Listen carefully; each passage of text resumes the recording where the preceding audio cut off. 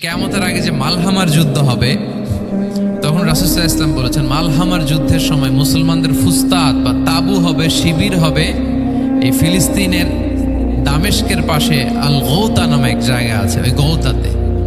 এবং ঈসা আলাইহিস সালাম এসে যে দাজ্জালকে হত্যা করবেন সেটা ওই শামে, ফিলিস্তিনের বাবুল লুদ এখন একটা জায়গা আছে, ওই জায়গাটার নাম এখনো বাবুল লুদ। ওখানে তিনি দাজ্জালকে হত্যা করবেন এবং সেখানে একটা সাদা মিনারা আছে, ফেরেশতার পাখায় ভর করে ঈসা আলাইহিস সালাম তখন সেখানে নেমে আসবেন।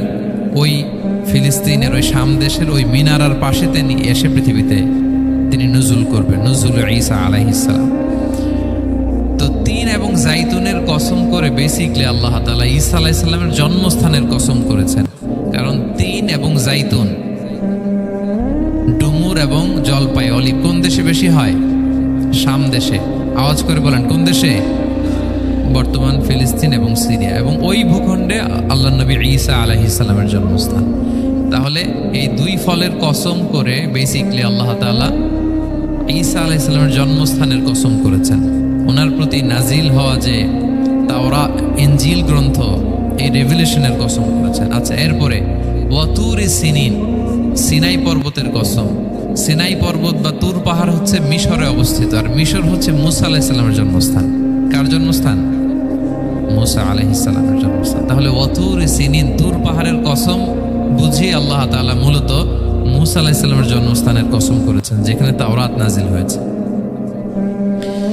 এরপরে ওয়াহাদাল বালাদিল আমিন, এ নিরাপদ শহর বলে আল্লাহ তাআলা মক্কা শহরকে বুঝিয়েছেন। আর মক্কা কার জন্মস্থান বলেন তো? মুহাম্মদুর রাসূলুল্লাহ সাল্লাল্লাহু আলাইহি ওয়াসাল্লাম, সাইয়্যিদুল মুরসালিন, খাতামুন নবিয়্যিন, রাহমাতাল লিল আলামিন, হাবিবুল্লাহ মুহাম্মদুর রাসূলুল্লাহ সাল্লাল্লাহু আলাইহি ওয়াসাল্লামের জন্মস্থান। তাহলে এই চারটা আয়াতে, চারটা শপথের মধ্য দিয়ে মূলত আল্লাহ তাআলা ঈসা আলাইহিস সালামের জন্মস্থান, মুসা আলাইহিস সালামের জন্মস্থান এবং মুহাম্মদ সাল্লাল্লাহু আলাইহি ওয়াসাল্লামের জন্মস্থান, যে তিনটা এলাকায়, ভূখণ্ডে তিনটা মেজর ওহী নাজিল হয়েছে। এক তো ঈসা আলাইহিস সালামের কাছে নাজিল হয়েছে ইনজিল কিতাব, আরেকটা হচ্ছে তাওরাত। তাওরাত এমন কিতাব যে কিতাব দিয়ে হাজার হাজার নবীরা ফয়সালা করেছেন। বনী ইসরাইলের অনেক নবীর উপর কোনো কিতাব নাজিল হয়নি, তার মানে তারা রসুল ছিলেন না, তারা নবী। তারা সবকিছু তাওরাত দিয়েই ফয়সালা করতেন। আর রাসূল সাল্লাল্লাহু আলাইহি ওয়াসাল্লামের উপর কোরআন নাজিল হয়েছে। তার মানে প্রথম চারটি শপথ দিয়ে বেসিকলি ইনজিলের শপথ, তাওরাতের শপথ এবং কোরআনের শপথ। বুঝতে পেরেছেন সবাই? শুরুতেই সূরাতুত তিনের কয়েকটা আয়াত তেলাওয়াত করেছি। এটা কালামুল্লাহ মাজিদের 95 নম্বর সূরা। এই সূরাটা মক্কাতুল মুকাররমাতে নাজিল হয়েছে। এই সূরার আয়াত সংখ্যা 8টা। এই সূরার শুরুতে আল্লাহ তাআলা 4টা কসম করেছেন, ওয়াত-তিনি ওয়াজ-যাইতুনি ওয়া তুরি সিনিন ওয়া হাযাল বালাদিল আমিন। ওয়াত-তিন, তিনের কসম, ওয়াজ-যাইতুন, যাইতুনের কসম, ওয়া তুরি সিনিন, সিনাই পর্বতের কসম, ওয়া হাযাল বালাদিল আমিন, আর এই নিরাপদ শহরের কসম। তো 4টা শপথ করেছেন বা আল্লাহ তাআলা কসম করেছেন। কসম দিয়ে আল্লাহ তাআলা কোরআনের অনেক সূরা শুরু করেছেন।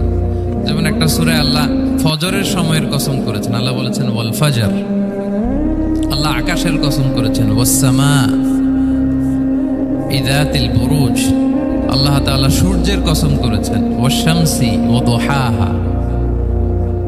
এভাবে আল্লাহ তাআলা তার সৃষ্টির অনেক কিছুর কসম করে গুরুত্বপূর্ণ কোনো মেসেজ বা বার্তা আমাদের সামনে হাজির করেন। তো এই সূরাতে আল্লাহ তাআলা 4টা জিনিসের কসম করে একটা খুবই গুরুত্বপূর্ণ বার্তা মানব মণ্ডলীর জন্য এই সূরাতে তিনি হাজির করেছেন। এই সূরাটা আমাদের অনেকেরই মুখস্থ আলহামদুলিল্লাহ, এবং আল্লাহ রাসূল সাল্লাল্লাহু আলাইহি ওয়াসাল্লাম প্রায় বিভিন্ন নামাজে এই সূরাটা তেলাওয়াত করতেন। বারা ইবনে আযিব রাদিয়াল্লাহু তাআলা আনহু উনি বর্ণনা করেন যে আমি একবার এশার সালাতে আল্লাহ রাসূল সাল্লাল্লাহু আলাইহি ওয়াসাল্লামের কণ্ঠে নামাজে সূরা 3 তিনি তেলাওয়াত করেছেন, আমি নিজ কানে শুনেছি। এবং ওনার কণ্ঠ যে এত মধুর ছিল, আমার জীবনে এত সুমধুর কণ্ঠের তেলাওয়াত আমি শুনি নাই। আল্লাহর হাবিব সাল্লাল্লাহু আলাইহি ওয়াসাল্লামের কোরআন তেলাওয়াতের যে কণ্ঠ এত সুমিষ্ট ছিল, এত চমৎকার ছিল, শুধু তেলাওয়াত শুনেই অনেকে শাহাদা পড়ে মুসলমান হয়েছে।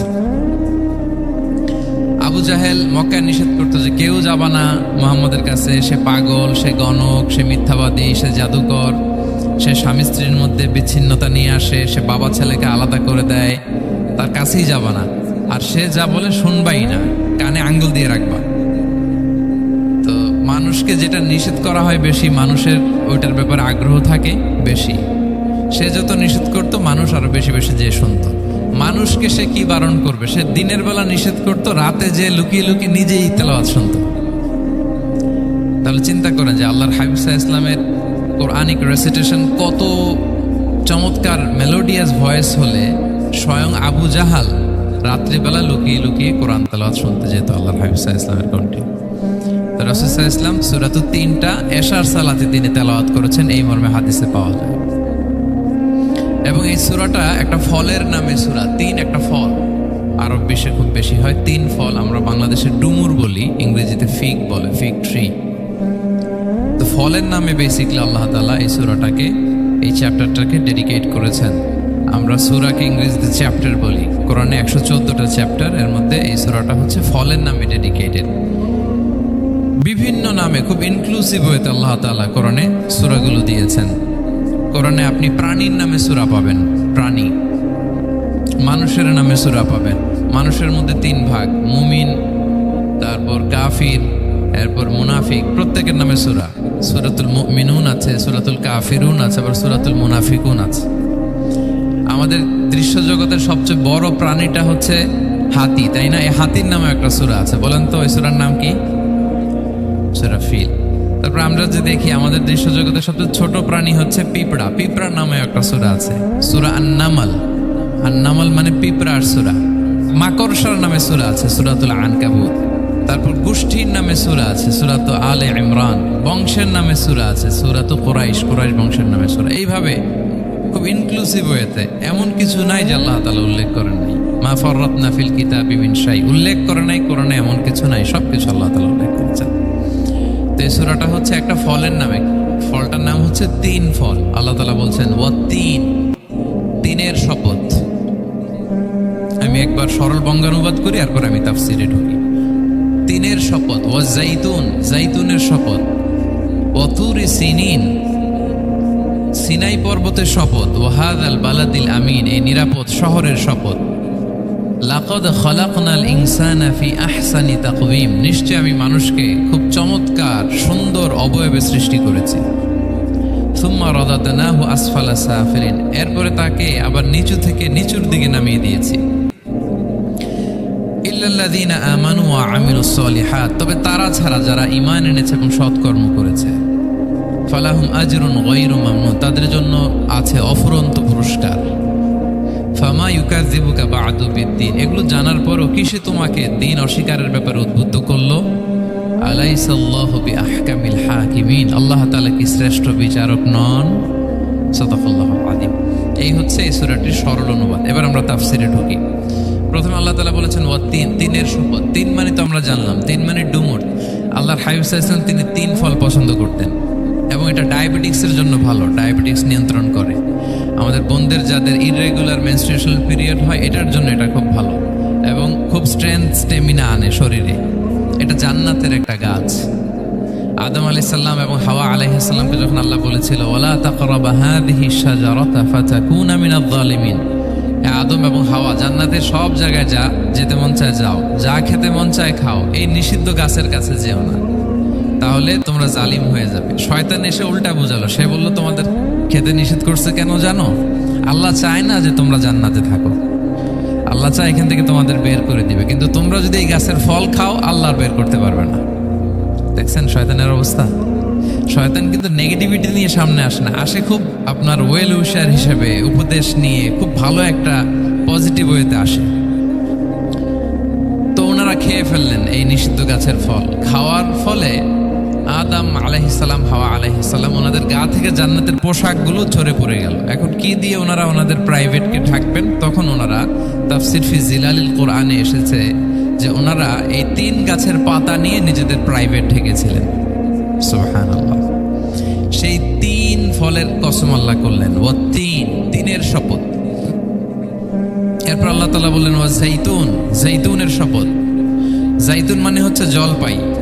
তো আল্লাহ তাআলা বললেন ওয়া জাইতুন, জাইতুনের শপথ। জাইতুন মানে হচ্ছে জলপাই, ইংরেজিতে আমরা যেটাকে অলিভস বলি। তো আল্লাহ তিনের কসম করলেন এবং অলিভের কসম করলেন। দুইটাই খুব উপকারী ফল। এবং আল্লাহর হাবিব সাল্লাল্লাহু আলাইহি ওয়াসাল্লাম তিনি জলপাইও খুব পছন্দ করতেন। ওনার রেগুলার ফুড আইটেমের মধ্যে জলপাই ছিল, অলিভস ছিল। এটা পাহাড়ি এরিয়া, মরুভূমিতে হয়। এবং রাসূল সাল্লাল্লাহু আলাইহি ওয়াসাল্লাম বলেছেন, কুলু যাইত ওয়াদাহিনু ফাইন্নাহু মিন শাজারাতিন মুবারাকা, তোমরা অলিভ অয়েল এটা খেয়েও এবং এটা গায়ে মালিশ করো, কেননা এটা বরকতময় একটা গাছের ফল, শাজারা মুবারাকা। এটা শরীরের ব্যাড কোলেস্টেরলকে কমিয়ে দেয়। দাড়িতে অ্যাপ্লাই করলে, চুলে অ্যাপ্লাই করলে সহজে পাকে না দাড়ি চুল, এবং স্কিনে অ্যাপ্লাই করলেও স্কিনের জন্য ভালো, স্কিনের জন্য বেশ ভালো। এটা যাদের সুযোগ হয় আপনারা দাড়িতে চুলে অ্যাপ্লাই করবেন, খাবেন। এটা খাওয়াও যায়। তাম্বুতু বিদ্দুহনি ওয়াসিবগিল লিল আখিলিন, কোরআনে এসেছে। এটা অয়েল হিসেবে ইউজ করে, আবার খাবার হিসেবেও ইউজ করা যায়। সালাদ ড্রেসিং এর ক্ষেত্রে কিন্তু অলিভ অয়েল আমরা ইউজ করি। ইদানিং পিজাতে খুব ইউজ করা হয় অলিভ, জলপাইটা।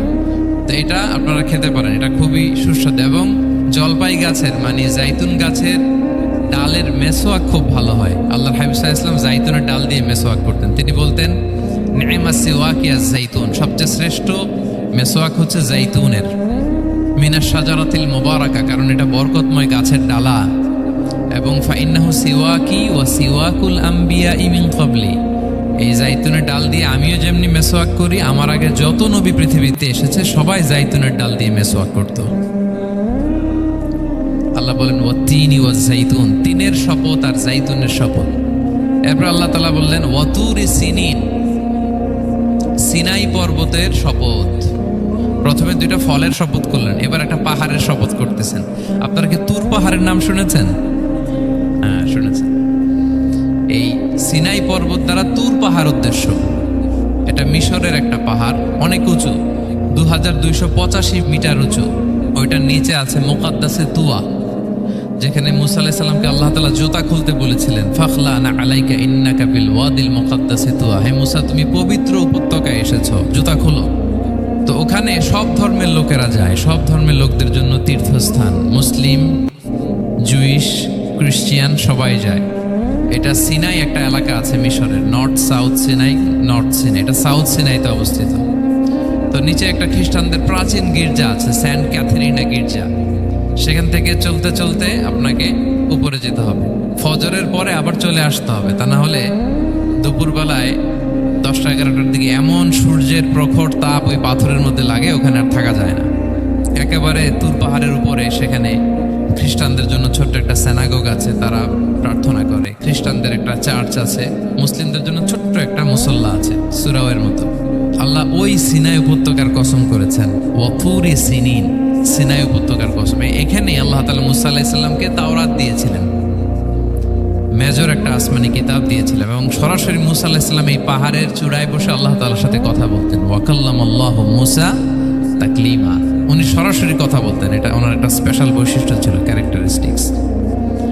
এবং আল্লাহ তাআলা নূরের তাজাল্লি দিয়ে এই পাহাড়কে একবার জ্বালিয়ে দিয়েছিলেন। আজও এই পাহাড়ের রংটা অনেকটা একটু লালচে, একটু কালোচে, একটু রেডিশ কালারের। এবং মুসা আলাইহিস সালাম ওই নূরের তাজাল্লির ঝলকে তিনি বেহুশ হয়ে গিয়েছিলেন এই পাহাড়ের উপরে। ইয়াজুজ মাজুজ যখন কিয়ামতের আগে আগমন করবে, তখন মুসলমানদের সেন্টার হবে। ঈসা আলাইহিস সালাম মুসলমানদেরকে নিয়ে ওইখানে অবস্থান করবেন, এই তুর পাহাড়ের ওখানে। এবং আল্লাহর হাবিব সাল্লাল্লাহু আলাইহি ওয়াসাল্লামের মেরাজের রাতে ইসরার সময় একটা স্টেশন ছিল এই তুর পাহাড়। জিবরাইল আলাইহিস সালাম এই তুর পাহাড়ে আল্লাহর হাবিব সাল্লাল্লাহু আলাইহি ওয়াসাল্লামকে নামিয়ে বলেছিলেন যে এটা জাবাল মুসা, আপনার ভাই মুসার পাহাড়, আপনি এখানে 2 রাকাত নামাজ পড়েন, দোয়া করেন। আল্লাহর হাবিব সাল্লাল্লাহু আলাইহি ওয়াসাল্লাম এই তুর পাহাড়ে 2 রাকাত সালাত আদায় করেছিলেন এবং দোয়া করেছিলেন। আল্লাহ এই তুর পাহাড়ের কসম কাটলেন, ওয়াতুরি সিনিন, সিনাই পর্বতের কসম, যেখানে তাওরাত কিতাব নাজিল হয়েছিল। এরপর আল্লাহ তাআলা বললেন ওয়াহাদাল বালাদিল আমিন, আর এই নিরাপদ শহরের শপথ। এই শহর দ্বারা মক্কা শহর উদ্দেশ্য, কারণ রাসূল সাল্লাল্লাহু আলাইহি ওয়াসাল্লাম তখন মক্কায় ছিলেন, মক্কা নগরী। এই শহরের পূর্ব নাম ছিল বাক্কা। মক্কা নগরীকে বলা হয় উম্মুল কুরা, সব শহরের মা, সব শহরের সেন্টার, পৃথিবীর নাভিস্থল। এবং আল্লাহ তাআলা বলেছেন মান দাখালাহু কানা আমিনা, এখানে যে প্রবেশ করবে সে নিরাপদ। হেরেমের মধ্যে কিন্তু কাউকে আক্রমণ করা যায় না, কোনো খুনিও যদি ঢুকে যায় অ্যাটাক করা যাবে। তো জাহেলি যুগে এমনটা ঘটতো, কারোর সাথে কারো শত্রুতা হলে ধরেন যে একজন তার বাবাকে হত্যা করেছে, তো সে তাকে পেয়েছে, ওই লোক বাঁচার জন্য দৌড়াতে দৌড়াতে হেরেমের ভিতরে ঢুকে যেত, কারণ সে জানে যে হেরেমে ঢুকলে সে আমাকে মারবে না। তো পরে সে যখন হেরেম থেকে বেরোতো আবার তার সাথে যুদ্ধ শুরু হতো।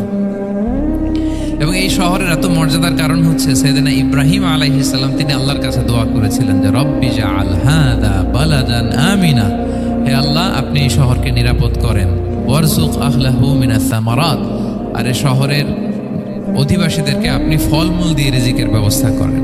এখনো দেখবেন যে সারা পৃথিবীতে যেই ফল নাই মক্কাতে ওই ফল আছে, সারা পৃথিবী থেকে ফল ওখানে যায়। এবং মক্কার নেইবরিং সিটি তায়েফ, সেখানে অনেক ফল উৎপাদিত হয়, এখানে আসে। নিরাপদ শহর বালাদান আমিনা। এবং আল্লাহর হাবিব সাল্লাল্লাহু আলাইহি ওয়াসাল্লাম বলেছেন যে এই মক্কা শহর আমার সবচাইতে প্রিয় শহর। বাধ্য হয়ে তিনি যখন হিজরত করলেন মদিনায়, সেদিন বারবার তিনি মক্কার দিকে পেছনে ফিরে ফিরে তাকান আর কেঁদে কেঁদে তিনি বলতেছিলেন যে মাক্কাতু আহাব্বুল বিলাদ ইলাইয়া, মক্কা আমার কাছে সবচেয়ে প্রিয় নগরী।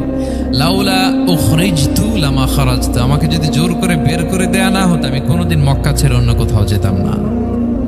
আল্লাহর হাবিব সাল্লাল্লাহু আলাইহি ওয়াসাল্লামের সবচেয়ে প্রিয় শহর ছিল মক্কা, এবং এটা আল্লাহর হাবিব সাল্লাল্লাহু আলাইহি ওয়াসাল্লামের জন্মস্থান, মাকান মাউলিদির রাসূল। রাসূল সাল্লাল্লাহু আলাইহি ওয়াসাল্লামের বিলাদাত হয়েছে এই শহরে। এবং এই শহরকে আল্লাহ বলেছেন মাসাবাতান লিন্নাসি ওয়া আমনা, মানুষের মিলনস্থল, কেন্দ্রস্থল। সারা পৃথিবী থেকে মানুষ ওখানে যায়। আপনি যে রমাদানে যদি মক্কায় যান, আল্লাহু আকবার, লক্ষ লক্ষ উমরা পালনকারী সেখানে, ইউরোপ থেকে, আফ্রিকা থেকে, অস্ট্রেলিয়া থেকে, এশিয়া থেকে, সারা পৃথিবীর মানুষের মিলনস্থল। ওখানে গেলে আপনি দেখবেন মাসাবাতান লিন্নাসি ওয়া আমনা, নিরাপদ জায়গা এবং মানুষের মিলনস্থল এটা। এখানে এমন মসজিদ আল্লাহ রেখেছেন কাবা ঘরের চারদিকে, এটাকে বলা হয় মসজিদুল হারাম, যে মসজিদে 1 রাকাত সালাত পড়লে 1 লক্ষ রাকাতের সওয়াব হয়। আল্লাহর ঘরকে কেন্দ্র করে তাওয়াফের নির্দেশ দেওয়া হয়েছে, ওয়ালিয়াত তাওয়াফু বিল বাইতিল আতিক, পৃথিবীর কোনো ঘরকে তাওয়াফ করা যায় না, কোনো ঘরকে, এই একটা মাত্র ঘর যেটাকে এর চারদিকে এরকম তাওয়াফ করা যায়। তাহলে এই পবিত্র ঘর, পবিত্র মসজিদ যেই শহরে অবস্থিত, সেই শহরের কসম আল্লাহ করেছেন। আল্লাহ বললেন ওয়াহাদাল বালাদিল আমিন, এই নিরাপদ শহরের কসম, মানে মক্কা শহরের কসম। আমরা আপাত দৃষ্টিতে আমাদের কাছে মনে হচ্ছে দুইটা ফলের কসম, একটা পাহাড়ের কসম, একটা নগরীর কসম। আসলে বেসিকলি আল্লাহ তাআলা এই 4টা শপথ দিয়ে 3 নবীর জন্মস্থান, 3 নবীর নবুয়তের কসম করেছেন। কিভাবে সেটা আমি মিলিয়ে দেই। এই যে প্রথমে যে আল্লাহ বলেছেন ওয়াত্তিনি ওয়া জাইতুন, 3 এবং জাইতুনের কসম। পৃথিবীতে সবচেয়ে বেশি 3 এবং জাইতুন কোথায় উৎপন্ন হয় জানেন? ফিলিস্তিনে। কোথায়? শাম দেশে, যেটা হাদিসের পরিভাষায় বলা হয় শাম, বর্তমান ফিলিস্তিন এবং সিরিয়া মিলে। 3 জাইতুন দিয়ে বেসিকলি আল্লাহ তাআলা ফিলিস্তিনের শপথ করেছেন, শাম দেশের শপথ, যেখানকার বেথলেহেমে ঈসা আলাইহিস সালাম, জেসাস ক্রাইস্ট, তিনি জন্মগ্রহণ করেছেন, ঈসা আলাইহিস সালামের জন্মস্থান। তাহলে 3 জাইতুনের শপথের মাধ্যমে মূলত আল্লাহ তাআলা ঈসা আলাইহিস সালামের জন্মস্থানের শপথ করেছেন, কারণ সেখান থেকে ওহী বিচ্ছুরিত হয়েছে, ওনার কাছে ইনজিল নাজিল হয়েছিল। এবং এই শামের মর্যাদার ব্যাপারে অনেক কথা আল্লাহর হাবিব সাল্লাল্লাহু আলাইহি ওয়াসাল্লাম তিনি বলেছেন। আল্লাহ রাসূল সাল্লাল্লাহু আলাইহি ওয়াসাল্লাম যখন মেরাজে যান, তখন মক্কা থেকে এই শাম দেশে ফিলিস্তিনের বাইতুল মাকদাসে রাসূল সাল্লাল্লাহু আলাইহি ওয়াসাল্লামকে নিয়ে যাওয়া হয়েছিল। এবং রাসূল সাল্লাল্লাহু আলাইহি ওয়াসাল্লাম প্রায় বলতেন তুবা লিশ শাম, শামের জন্য বরকত, কেননা ফেরেশতারা তাদের রহমতের পাখা শাম দেশের উপর বিছিয়ে রেখেছে। এবং তিনি বলতেন ফিতনার সময় আলাইকুম বিশাম, তোমরা শামে যেও, শামে থেকো। এবং তিনি দোয়া করেছেন আল্লাহুম্মা বারিক লানা ফি শামিনা, আল্লাহ তুমি আমার শামে, শাম অঞ্চলে আল্লাহ তুমি বরকত দিও। এবং হাদিসে এসেছে এই শামই হচ্ছে আরদুল মাহশার, এখানেই হাসর হবে। শাম অঞ্চলকে বিস্তীর্ণ করে এখানেই ময়দানুল মাহশার আল্লাহ তাআলা কায়েম করবেন, হাসরের ময়দান এখানেই হবে। এবং সেখানেই হচ্ছে সানিউল কিবলাতাইন, আমাদের আগের কেবলা কিন্তু বাইতুল মাকদাসের দিকে ছিল, যেটা শামে অবস্থিত, ফিলিস্তিনে বাইতুল মুকাদ্দাস, যেই মসজিদে নামাজ পড়লে 1 রাকাতে 500 রাকাতের সওয়াব। 3টা মসজিদে সালাত পড়লে স্পেশাল ভার্চুর কথা আছে, এর বাইরে আর অন্য মসজিদের বিশেষ কোনো ফজিলত নাই, বাকি সব মসজিদ সমান। এক হচ্ছে মসজিদুল হারাম, 1 রাকাতে 1 লক্ষ রাকাত। 2 নম্বর মসজিদে নববী, 1 রাকাতে 1000 রাকাতের সওয়াব। আর একটা দুর্বল বর্ণনায় 50,000 রাকাতের সওয়াব। 3 নম্বরে এই মসজিদুল আকসা, 1 রাকাতে 500 রাকাতের সওয়াব। এই 3 মসজিদে যেন আমরা যে সালাত আদায় করতে পারি, আল্লাহ তুমি তৌফিক দান করো। 2 মসজিদে তো একেবারেই সহজ যাওয়া, মক্কা মদিনাতে। বাইতুল মাকদাসের জন্য আমরা যেতে পারি, আল্লাহ তুমি সেই পরিস্থিতি আমাদের জন্য তৈরি করে দাও। তো এই বাইতুল মাকদাসের দিকে রাসূল সাল্লাল্লাহু আলাইহি ওয়াসাল্লাম টানা 14 বছর নামাজ পড়েছেন। 14 বছর। প্রথম 13 বছর কোনো সমস্যা হয়নি মক্কায়, কারণ তখন কেবলা বাইতুল মুকাদ্দাস থাকলেও রাসূল সাল্লাল্লাহু আলাইহি ওয়াসাল্লাম সামনে রাখতেন কাবাকে। কেবলা বাইতুল মুকাদ্দাস, কিন্তু তিনি তো মক্কায় ছিলেন নবুয়তের প্রথম 13 বছর, সামনে কাবাকে রাখতেন, তারপরে টু দ্য ডাইরেকশন অফ বাইতুল মুকাদ্দাস। কিন্তু যখন মদিনায় গেলেন তখন তো আর কাবা নাই, তখন রাসূল সাল্লাল্লাহু আলাইহি ওয়াসাল্লাম কাবাকে মিস করতে আরম্ভ করলেন। আর প্রায় আল্লাহর কাছে কামনা করতেন, আমার বংশের গোড়া ইব্রাহিম আলাইহিস সালামের রুট যেখানে, আমার জন্মস্থান, সেই কাবার দিকে যদি আবার কিবলাটা ফিরিয়ে দেয়া হতো। কদ নারা তাকাল্লুবা ওয়াজহিকা ফিস সামা ফালানুওয়াল্লিয়ান্নাকা কিবলাতান তারদাহা। আল্লাহ আয়াত নাযিল করলেন, নবী আপনি আকাশের দিকে তাকিয়ে কি ভাবেন আমি বুঝি। আপনি চান কিবলা যেন আমি মক্কার দিকে ঘুরিয়ে দেই, আল্লাহ তাআলা ঘুরিয়ে দিলেন। আল্লাহ বলেন, ফাওয়াল্লি ওয়াজহাকা শাতরাল মসজিদিল হারাম, এখন থেকে মসজিদুল হারামের দিকে আপনি টু দ্য ডাইরেকশন অফ কিবলা নামাজ পড়বেন। কিবলা চেঞ্জ হয়ে গেল। তো মদিনায় যে 16-17 মাস, আর মক্কায় 13 বছর, মোট 14 বছর আল্লাহর হাবিব সাল্লাল্লাহু আলাইহি ওয়াসাল্লাম এই মসজিদুল আকসার দিকেই হয়েই তিনি নামাজ পড়েছেন। এটা আমাদের আগের কিবলা ছিল। এবং শেষে কিয়ামতের আগে যে মালহামার যুদ্ধ হবে, তখন রাসূল সাল্লাল্লাহু আলাইহি ওয়াসাল্লাম বলেছেন, মালহামার যুদ্ধের সময় মুসলমানদের ফুস্তাদ বা তাবু হবে, শিবির হবে এই ফিলিস্তিনের দামেস্কের পাশে আল গৌতা নামে এক জায়গা আছে, ওই গৌতাতে। এবং ঈসা আলাইহিস সালাম এসে যে দাজ্জালকে হত্যা করবেন, সেটা ওই শামে ফিলিস্তিনের বাবুল লুদ এখন একটা জায়গা আছে, ওই জায়গাটার নাম এখনো বাবুল লুদ। ওখানে তিনি দাজ্জালকে হত্যা করবেন। এবং সেখানে একটা সাদা মিনারা আছে, ফেরেশতার পাখায় ভর করে ঈসা আলাইহিস সালাম তখন সেখানে নেমে আসবেন। ওই ফিলিস্তিনের ওই শাম দেশের ওই মিনারার পাশে তিনি এসে পৃথিবীতে তিনি নুজুল করবেন, নুজুল ঈসা আলাইহিস সালাম। তো 3 এবং জাইতুনের কসম করে বেসিকলি আল্লাহ তাআলা ঈসা আলাইহিস সালামের জন্মস্থানের কসম করেছেন। কারণ 3 এবং জাইতুন, ডুমুর এবং জলপাই, অলিভ কোন দেশে বেশি হয়? শাম দেশে। আওয়াজ করে বলেন কোন দেশে? বর্তমান ফিলিস্তিন এবং সিরিয়া। এবং ওই ভূখণ্ডে আল্লাহ নবী ঈসা আলাইহিস সালামের জন্মস্থান। তাহলে এই 2 ফলের কসম করে বেসিকলি আল্লাহ তাআলা ঈসা আলাইহিস সালামের জন্মস্থানের কসম করেছেন। ওনার প্রতি নাজিল হওয়া যে তাওরাত, ইনজিল গ্রন্থ, এই রেভেলেশনের কসম করেছেন। আচ্ছা, এরপরে ওয়াতুরি সিনিন, সিনাই পর্বতের কসম। সিনাই পর্বত বা তুর পাহাড় হচ্ছে মিশরে অবস্থিত, আর মিশর হচ্ছে মুসা আলাইহিস সালামের জন্মস্থান। কার জন্মস্থান? মুসা আলাইহিস সালামের জন্মস্থান। তাহলে ওয়াতুরি সিনিন, তুর পাহাড়ের কসম বুঝিয়ে আল্লাহ তাআলা মূলত মুসা আলাইহিস সালামের জন্মস্থানের কসম করেছেন, যেখানে তাওরাত নাজিল হয়েছে। এরপরে ওয়াহাদাল বালাদিল আমিন, এ নিরাপদ শহর বলে আল্লাহ তাআলা মক্কা শহরকে বুঝিয়েছেন। আর মক্কা কার জন্মস্থান বলেন তো? মুহাম্মদুর রাসূলুল্লাহ সাল্লাল্লাহু আলাইহি ওয়াসাল্লাম, সাইয়্যিদুল মুরসালিন, খাতামুন নবিয়্যিন, রাহমাতাল লিল আলামিন, হাবিবুল্লাহ মুহাম্মদুর রাসূলুল্লাহ সাল্লাল্লাহু আলাইহি ওয়াসাল্লামের জন্মস্থান। তাহলে এই 4টা আয়াতে, 4টা শপথের মধ্য দিয়ে মূলত আল্লাহ তাআলা ঈসা আলাইহিস সালামের জন্মস্থান, মুসা আলাইহিস সালামের জন্মস্থান এবং মুহাম্মদ সাল্লাল্লাহু আলাইহি ওয়াসাল্লামের জন্মস্থান, যেই 3টা এলাকায়, ভূখণ্ডে 3টা মেজর ওহী নাজিল হয়েছে। এক তো ঈসা আলাইহিস সালামের কাছে নাজিল হয়েছে ইনজিল কিতাব, আরেকটা হচ্ছে তাওরাত। তাওরাত এমন কিতাব যে কিতাব দিয়ে হাজার হাজার নবীরা ফয়সালা করেছেন। বনী ইসরাইলের অনেক নবীর উপর কোনো কিতাব নাজিল হয়নি, তার মানে তারা রাসূল ছিলেন না, তারা নবী, তারা সবকিছু তাওরাত দিয়েই ফয়সালা করতেন। আর রাসূল সাল্লাল্লাহু আলাইহি ওয়াসাল্লামের উপর কোরআন নাজিল হয়েছে। তার মানে প্রথম 4টি শপথ দিয়ে বেসিকলি ইনজিলের শপথ, তাওরাতের শপথ এবং কোরআনের শপথ। বুঝতে পেরেছেন সবাই? আল্লাহ ওহীর শপথ করেছেন। দেখেন, ফল, পাহাড়, নগরী মাড়িয়ে সারা পৃথিবী ঘুরিয়ে আপনাদেরকে শেষ পর্যন্ত ইনজিল, তাওরাত এবং কোরআনে নিয়ে আসছেন। আমার সাথে আসছেন?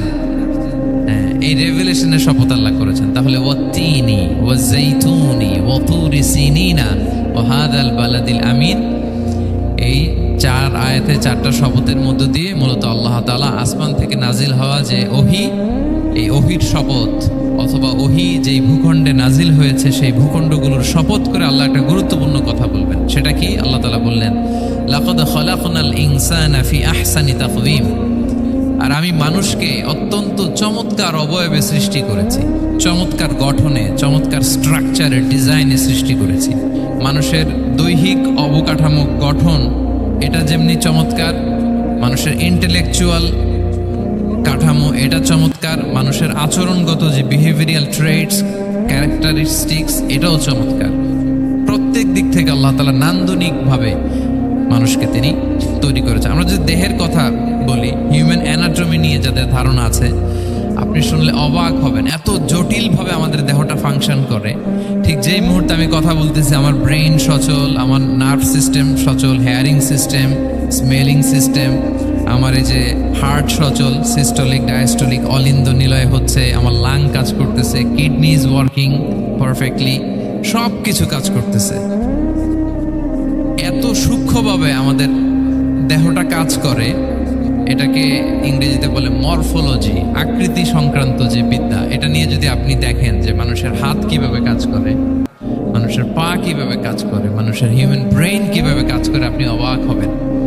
এবং আল্লাহর যে সেট আপ, লাকাদ খালাকনাল ইনসানা ফি আহসানি তাকওয়িম, নিশ্চয়ই আমি মানব জাতিকে চমৎকার অবয়বে তৈরি করেছি। আপনি যদি অবয়বটা দেখেন, আমাদের স্ট্রাকচার, এর চেয়ে সুন্দর করে আর তৈরি করা যেত না, এর চেয়ে সুন্দর আর হতে পারে না। যেখানে যা দেয়ার, মাথার চুল থেকে পায়ের নখ পর্যন্ত, আপনি একটা ডিজাইনে, স্ট্রাকচারে, সেট আপে আপনি ভুল ধরতে পারবেন না। যেখানে যেটা দরকার, আপনি একটু খেয়াল করে দেখেন যে এই যে আমাদের চোখ, চিকিৎসা বিজ্ঞান বলতেছে যে মানুষ 10 মিলিয়নেরও বেশি রং শনাক্ত করতে পারে। Human eyes can identify more than 10 million colours. 10 মিলিয়নেরও বেশি রং আমরা আমাদের চোখ দিয়ে শনাক্ত করতে পারি। সুবহানাল্লাহ, সুবহানাল্লাহ বিহামদি। আচ্ছা, চোখের সেটআপটা একটু যদি খেয়াল করেন, দেখেন আমার এই চোখ এখানে না থাকে, এটা যদি জাস্ট 2 ইঞ্চি উপরে এখানে হইতো, এইটা যদি কপালে যদি আমাদের চোখ হইতো, কি অবস্থা হইতো বলেন তো? সিজদা দিতে পারতেন আল্লাহকে? বলেন, দিতে পারতেন? আচ্ছা, আমরা কিছু খাওয়ার সময় আমরা কি করি? ওইটা ভালো আছে কিনা, পচে গেল কিনা, স্মেলটা আগে দেখি, তারপরে খাই। দেখেন কত চমৎকার সেট আপ। একটু খেয়াল করেন, এই নাকের সেট আপ যদি এইখানে না থাকে, আমাদের নাক যদি পেছনে থাকতো, খাওয়ার সময় খাবারটা বাসি কিনা, ভালো আছে কিনা কি করতেন? লাকাদ খালাকনাল ইনসানা ফি আহসানি তাকওয়িম। আচ্ছা দেখেন, এই যে আমরা কান দিয়ে শুনি, এই যে কান পেঁচানো, মনে করেন না যে এমনি এমনি পেঁচানো, এই পেঁচানো, এটাই পথ না থাকলে আমরা শুনতেই পেতাম না। এটা এমনভাবে সেট আপ করা, এটাই ইথারে ভাষা তরঙ্গকে এয়ার ড্রামের ভিতরে সুন্দরভাবে ইনপুট করে, নাহলে আমরা শুনতে পেতাম না। আপনার এই কান কেটে ফেলে দিলে আপনি শুনতে পারবেন না। এটা এইভাবেই যেতে হবে, সুরঙ্গটা এইভাবে তৈরি হইতে হবে। আচ্ছা দেখেন, আপনার কান, এই কান যদি এইখানে না থেকে আপনার ডান বগলের নিচে হইতো, বাম কান যদি বাম বগলের নিচে হইতো, তাহলে কি হইতো বলেন? আজকে আমার ওয়াজ কিভাবে শুনতেন বলেন দেখি, কিভাবে শুনতেন? বুদ্ধি আছে বলে যে হুজুর এইভাবে শুনতাম। সুবহানাল্লাহ, সুবহানাল্লাহ, লাকাদ খালাকনাল ইনসানা ফি আহসানি তাকওয়িম। আমি মানুষকে সবচেয়ে সুন্দর, সর্বোত্তম গঠনে তৈরি করেছি। দেখেন, কান দুটো ওইখানে থাকলে কথা শুনতে হইলে হাত উঁচু করে রাখা লাগতো। আল্লাহ, আপনি একটা একটা অঙ্গ দেখেন, ঠিক যেখানে যেটা যেভাবে সেট করা দরকার, আল্লাহ তাআলা দয়া করে, অনুগ্রহ করে ঠিক সেভাবে তিনি সেট করেছেন। আমাদের চেহারার মধ্যে দেখেন এক একজনের এক এক রং। ওয়াখতিলাফু আলসিনাতিকুম ওয়া আলওয়ানিকুম ইন্না ফি যালিকা লাআয়াতুন লিল আলিমিন। আল্লাহ বলেন, তোমাদের ভাষার ভিন্নতা দিয়েছি, তোমাদের গায়ের রঙের ভিন্নতা, একজনের চেহারার সাথে আরেকজনের মিল নাই, একজনের ফিঙ্গারপ্রিন্টের সাথে। আয়াহসাবুল ইনসানু আল্লান নাজমাআ ইযামা বালা কাদিরিনা আলা আন নুসাউইয়া বানানা। মানুষ ভেবেছে সে মারা গেলে তাকে আমি তার অস্থি, মজ্জা, হাড়, গোশত, চামড়া জোড়া লাগাতে পারবো না। আরে তার আঙ্গুলির অগ্রভাগ পর্যন্ত আমি সুবিন্যস্ত করে আমার কাছে রেখে দিয়েছি। ফিঙ্গারপ্রিন্ট, আমাদের ফিঙ্গারপ্রিন্টগুলো আল্লাহর কাছে সংরক্ষিত। একজনের ফিঙ্গারপ্রিন্টের সাথে আরেকজনেরটা মিলে না। এই যে আমার 10 আঙ্গুলে 10টা ফিঙ্গারপ্রিন্ট, পায়েরগুলো হচ্ছে ফুটপ্রিন্ট, একটার সাথে আরেকটা মিলে। আমার এটার সাথে এটা মিলবে বলেন? আমার সাথে আপনারটা মিলবে? বর্তমানে পৃথিবীতে কত কোটি মানুষের বসবাস বলেন? এই যত মানুষ পৃথিবীতে আছে, একজনের আঙ্গুলের ছাপের সাথে, এই যে বায়োমেট্রিক্যাল অথেন্টিকেশন যে আমরা করি, একজনের ফিঙ্গারপ্রিন্টের সাথে আরেকজনের ফিঙ্গারপ্রিন্টের মিল নাই। একজন একজনের ফুটপ্রিন্টের সাথে ইভেন একজনের আই প্রিন্টের সাথে আমাকে একজন ওনার হসপিটালে নিয়ে গেল ঢাকায়। তো উনি ওনার দরজা খুলতেছে আই প্রিন্ট দিয়ে, মানে উনি না গেলে খুলে না। উনি আর ওনার খুব কাছের স্টাফ, এটা গুরুত্বপূর্ণ একটা অফিস। তো উনি চোখ দিল, আই প্রিন্ট নিল, এরপরে দরজা খুলে যাচ্ছে। দেখেন, একজনের আই প্রিন্টের সাথে আরেকটা আই প্রিন্ট মেলে না। সুবহানাল্লাহ। প্রিয় ভাইরা, একজনের ফিঙ্গারপ্রিন্টের সাথে আরেকজনের ফিঙ্গারপ্রিন্টের কোনো মিল আছে পৃথিবীতে? ফুটপ্রিন্টের সাথে, আই প্রিন্টের সাথে? কারণ ডিজাইনারটা কে বলেন তো? হুয়াল্লাযী ইউসাউবিরুকুম ফিল আরহামি কাইফা ইয়াশা।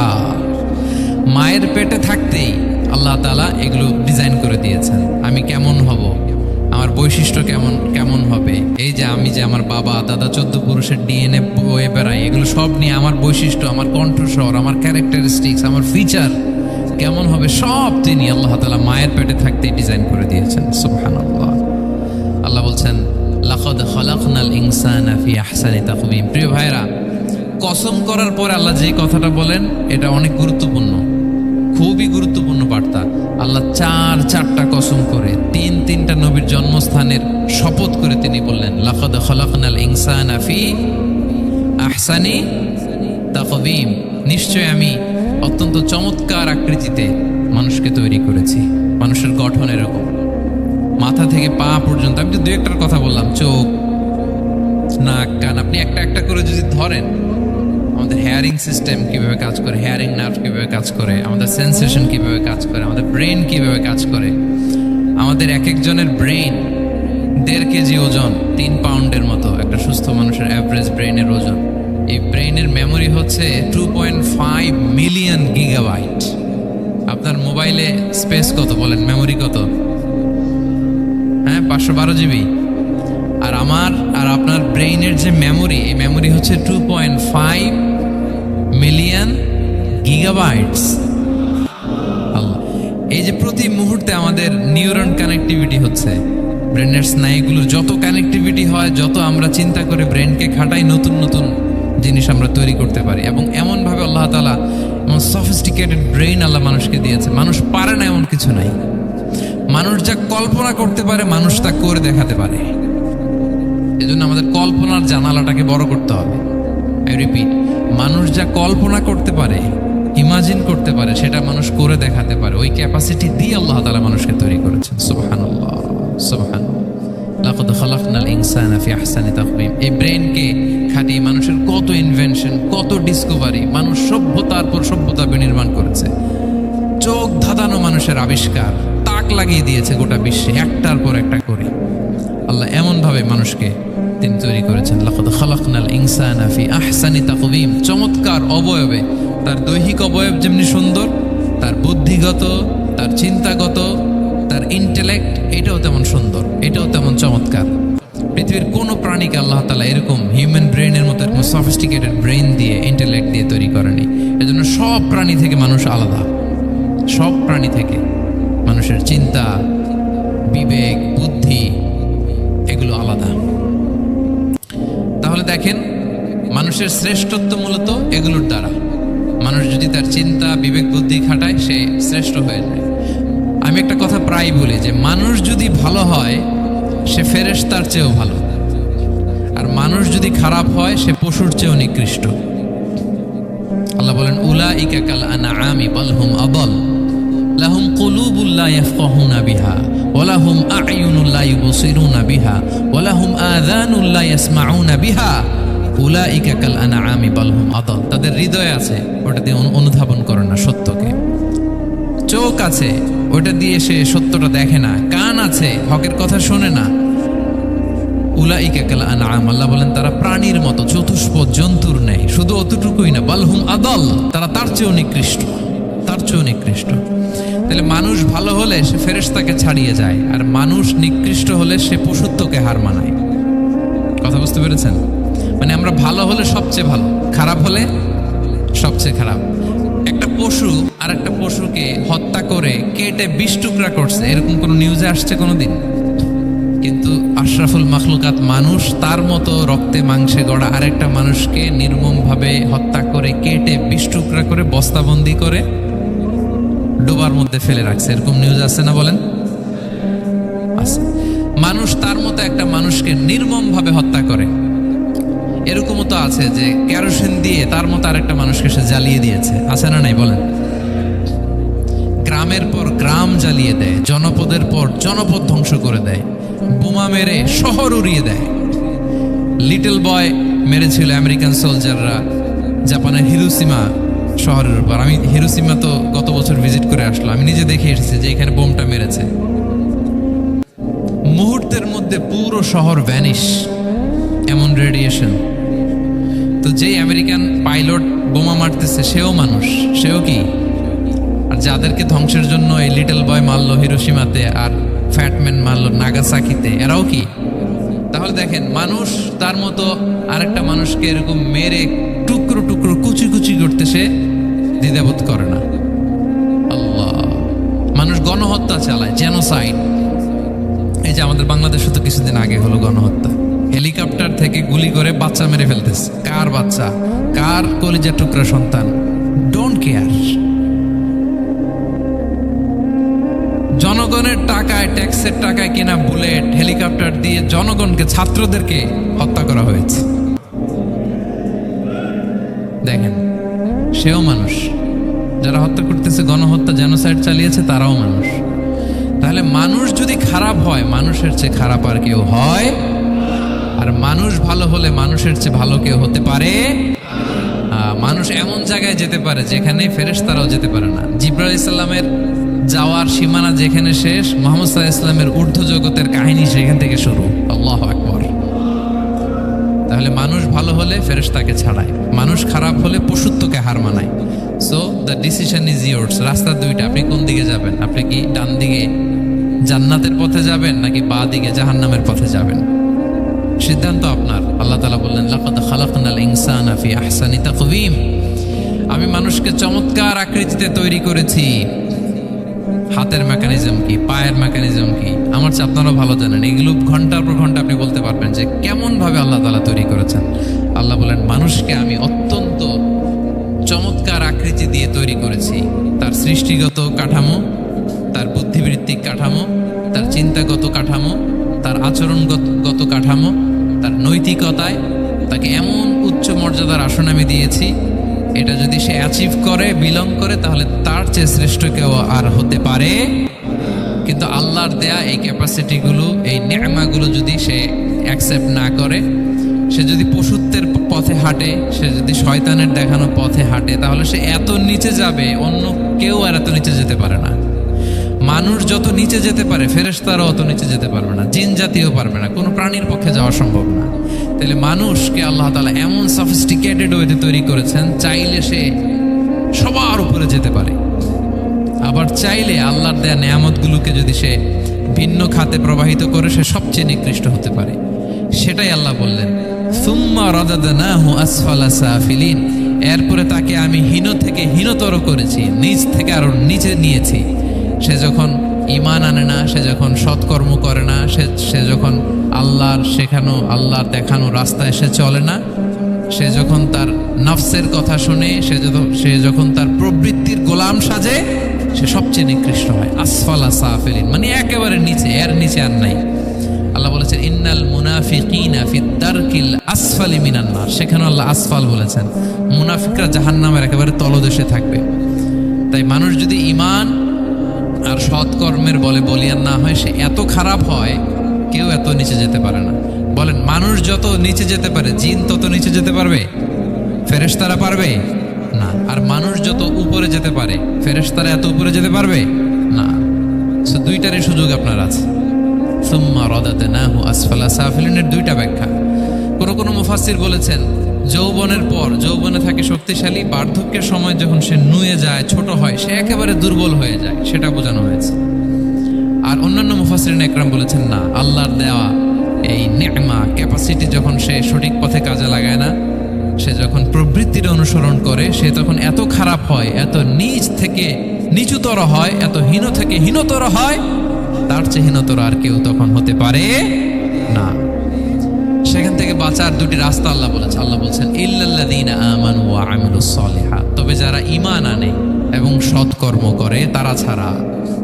তারা ওই নিচু থেকে নিচুতর নয়, তারা শ্রেষ্ঠতর।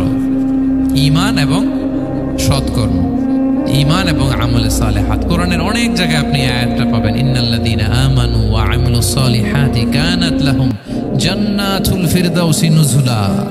নিশ্চয়ই যারা ঈমান এনেছে, সৎকর্ম করেছে, তাদের জন্য আমি জান্নাতে ফিরদাউস রেখে দিয়েছি। আল্লাহ বলেন তারা নিকৃষ্ট হবে না যারা ঈমান এনেছে, সৎকর্ম করেছে। যারা কি এনেছে? ঈমান। আর কি করেছে? সৎকর্ম করেছে। ইল্লাল্লাযীনা আমানু, যারা ঈমান এনেছে, সৎকর্ম করেছে, ফালাহুম আজরুন গায়রু মামনুন, তাদের জন্য রয়েছে অফুরন্ত পুরস্কার, মানে জান্নাত। তাদের জন্য কি? ওই জান্নাতে যেতে আমরা চাই কি চাই না বলেন? রাস্তা কয়টা? এটা চলে গেছে ডান দিকে, এটার গন্তব্য হচ্ছে ডেস্টিনেশন জান্নাতুল ফেরদাউস। আর এটা শয়তানের পথ, এটা আপনার প্রবৃত্তির দেখানো পথ, এটা চলে গিয়েছে জাহান্নামে। So now the decision is years. আপনার ডিসিশন, কোন দিকে যাবেন, ডানে না বায়ে? জান্নাতে না জাহান্নামে? জান্নাতে যেতে চাই আমরা। ফালাহুম আজরুন গায়রু মামনুন, তাদের জন্য আছে অফুরন্ত নেয়ামত, অফুরন্ত পুরস্কার। আমরা যেন সেই পুরস্কার লাভে ধন্য হতে পারি, আমরা সবাই বলি আমিন। আল্লাহ বলেন এইভাবে 4টা কসম করার পরে, এত গুরুত্বপূর্ণ বার্তা হাজির করার পরে, তোমার ঘুমন্ত বিবেককে জাগিয়ে তোমাকে বার্তা দেওয়ার পরেও কিভাবে তুমি অস্বীকার করতে পারো আখিরাতকে? ফামা ইউকাযযিবুকা বা'দু বিদ্দিন, এরপরেও কোন বিবেকে, কোন আকলে, কোন সাহসে তুমি কর্মফল দিবসকে অস্বীকার করো? কোন সাহসে? এখানে দিন দ্বারা উদ্দেশ্য কর্মফল। ভালো করলে যে ভালো পাবে, খারাপ করলে যে খারাপ পাবে। দিনের অনেক অর্থ, এটা তাফসিরে গেলে সময় কুলাবে না। ফামা ইউকাযযিবুকা বা'দু বিদ্দিন, এরপরেও কর্মফলকে অস্বীকার করার সাহস তুমি কোত্থেকে পাও? কিসে তোমাকে উদ্বুদ্ধ করে কর্মফল দিবসকে অস্বীকার করতে? আলাইসাল্লাহু বিআহকামিল হাকিমিন, আল্লাহ তাআলা কি শ্রেষ্ঠ বিচারক নন? সূরা আবু দাউদে আল্লাহর হাবিব সাল্লাল্লাহু আলাইহি ওয়াসাল্লাম বলেন, কেউ যদি সূরাতুত তিন তেলাওয়াত করে, করতে করতে যদি শেষ আয়াতে চলে আসে, আর সে যখন পড়ে আলাইসাল্লাহু বিআহকামিল হাকিমিন, আল্লাহ তাআলা কি শ্রেষ্ঠতম বিচারকদের মধ্যে সর্বশ্রেষ্ঠ বিচারক জাজ নন? তখন সে যেন উত্তর দেয়, এটা তো আল্লাহর প্রশ্ন। আলাইসাল্লাহু বিআহকামিল হাকিমিন, আল্লাহ আমাদেরকে প্রশ্ন ছুড়ে দিয়েছেন যে আল্লাহ তাআলা কি শ্রেষ্ঠ বিচারক নন? তখন যে তেলাওয়াত করে সে যেন বলে বালা বালা ওয়া আনা আলা যালিকা মিনাশ শাহিদিন। বালা মানে অবশ্যই, হ্যাঁ আল্লাহ অবশ্যই আপনি শ্রেষ্ঠ বিচারক, আর আপনি যে শ্রেষ্ঠতম বিচারক এই সাক্ষী আমি দিচ্ছি, এই ঘোষণা আমি দিচ্ছি। পড়েন সুবহানাল্লাহ। আপনি দেখবেন মসজিদুল হারামে, হারামাল মাক্কিতে যখন তেলাওয়াত করে ইমাম সাহেবরা, এই আয়াতের পরেই যদি রুকুতে যায়, দেখবেন ফিস ফিস করে বলে যে বালা বালা ওয়া আনা আলা যালিকা মিনাশ শাহিদিন। আমি নিজে শুনেছি, দেখবেন ওনার এটা পরে, কারণ আল্লাহ এখানে প্রশ্ন ছুড়ে দিয়েছেন। আর উত্তর হিসেবে বলতে হবে বালা ওয়া আনা আলা যালিকা মিনাশ শাহিদিন, আল্লাহ অবশ্যই আপনি শ্রেষ্ঠ বিচারক। আল্লাহর চাইতে শ্রেষ্ঠ বিচারক আর হতে পারে? আমরা কত লাকি যে আল্লাহর আহকামুল হাকিমিন হিসেবে বিচারক পেয়েছি। আমাদের বিচার যদি অন্য কেউ করতো, নিজেরা যদি নিজেদের, আল্লাহ যদি বলতো তোরটা বিচার তুই কর আর তোরটা তুই কর, কি অবস্থা হইতে বলেন? যার সাথে যার শত্রুতা আছে ওইখানে দেখাই দিত। কিন্তু আমরা বিচারক হিসেবে পেয়েছি কাকে? আল্লাহ কি পার্সিয়ালিটি করবে বিচারে? স্বজনপ্রীতি করবে? কারো উপর জুলুম করবে? কাউকে ঠকাবে? আল্লাহ বলেন ওয়ামা আনা বিযাল্লামিল লিল আবিদ, আমি কখনো আমার বান্দার উপর জুলুম করি না, জুলুম করি না। নাদাউল মাওয়াজিনাল কিসতা লিয়াউমিল কিয়ামা, কিয়ামতের দিন আমি মিজান নামে এমন এক ন্যায় বিচারের মানদণ্ড স্থাপন করব, ফালা তুযলামু নাফসুন শাইআ, এক বিন্দু পরিমাণ কেউ মাজলুম হবে না, এক বিন্দু পরিমাণ কেউ মাজলুম হবে না। এজন্য দুনিয়াতে যদি বিচার না পান, আল্লাহর দরবারে বিচারটা দিয়ে রাখেন, সেদিন বিচার হবে। আহকামুল হাকিমিন আপনারা ঠকাবে না। দুনিয়াতে বিচার পান নাই, মাজলুম হয়েছেন, মানুষ ভুল বুঝছে, কেউ আপনারে ঠিক মতো বুঝে নাই, আপনার কথাটা কাকে বলবেন? বিপদে পড়লে ক্রাইসিস মোমেন্টে কাকে শেয়ার দিবেন? না ফেসবুকে শেয়ার দিবেন? আমরা তো ফেসবুকে শেয়ার দিয়ে দিই এখন। ফেসবুকে শেয়ার দেওয়ার আগে বন্ধুকে শেয়ার দেওয়ার আগে, স্ত্রীর কাছে শেয়ার করার আগে আমার সমস্যার কথা আগে শেয়ার করব কাকে? কারণ আলাইসাল্লাহু বি আহকামিল হাকিমিন, আল্লাহ বলছেন আমি কি শ্রেষ্ঠ বিচারক নই? বালা বালা ইয়া রব ওয়া আনা আলা যালিকা মিনাশ শাহিদিন, অবশ্যই আল্লাহ আপনি শ্রেষ্ঠ বিচারক। ক্লিয়ার হয়েছে না সবার কাছে? শপথ কয়টা ছিল? 4টা। মূলত নবুয়তের শপথ, তাই না? নবুয়ত আমাদের জন্য সবচাইতে বড় নেয়ামত। কারণ নবীরা যদি আমাদেরকে এই তথ্যগুলো না দিতেন, আমরা জান্নাত জাহান্নাম চিনতাম? ভাইরা বলেন তো, আখেরাত চিনতাম? এই যে আখেরাত হবে, পুলসিরাত হবে, day of judgement, day of accountability, আল্লাহর সুপ্রিম কোর্টের কাঠ গড়ায় পাই টু পাই হিসাব দিতে হবে, নবীরা না এসে বললে আমরা এত বুঝতাম না। নবীরা জান্নাত জাহান্নাম চিনিয়েছে, আল্লাহর বিশদ পরিচয় আমাদের সামনে তুলে ধরেছে, আখিরাতের পরিচয়, লাইফ আফটার ডেথ কিরকম হবে সবকিছু আমাদের কাছে তুলে ধরেছে। সো নবুয়ত আল্লাহ তাআলার পক্ষ থেকে অনেক বড় নেয়ামত। 2 নম্বর নেয়ামত হচ্ছে আল্লাহ তাআলা আমাদেরকে যে ক্যাপাসিটি দিয়েছে, বুদ্ধিমত্তা, ইন্টেলেক্ট, বিচার বিশ্লেষণ, যেটা দিয়ে আমরা অন্যান্য সব প্রাণী থেকে আলাদা, এটা আল্লাহর বড় নেয়ামত। এই নেয়ামতের শুকরিয়া যেন আমরা করি। এবং আমি যেটা বলেছি, মানুষ যেটা কল্পনা করতে পারে সেটা সে করেও দেখাতে পারে। সো আল্লাহ তাআলা যাকে যে কোয়ালিটি দিয়েছে, ক্যাপাসিটি দিয়েছে, আমরা যেন এই নেয়ামতের শুকরিয়া করি। নেয়ামতের শুকরিয়া করলে এই নেয়ামত দেওয়ার ধারাবাহিকতা এটা বাড়িয়ে দেয় কে?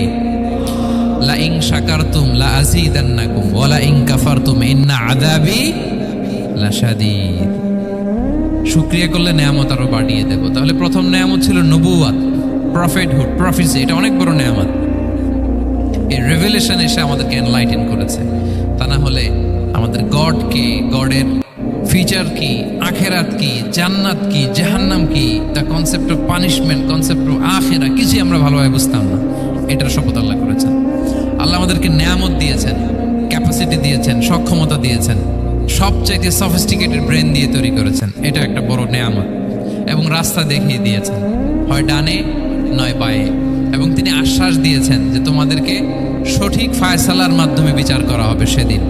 তাই আমাদের বিপদে আপদে সব সময় আমরা যেন ফরিয়াদ করি এক মহান সত্তার কাছে।